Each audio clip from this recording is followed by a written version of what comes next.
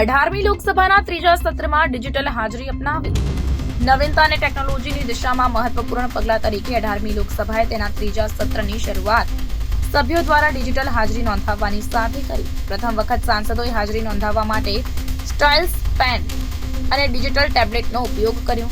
લોકસભા અધ્યક્ષ ઓમ બિરલાની આ પહેલને સભ્યોએ હાર્દિક સ્વાગત કર્યું, જેમણે નવી પ્રણાલીને સરળ, સુવિધાજનક અને વપરાશકર્તાઓ માટે અનુકૂળ ગણાવી.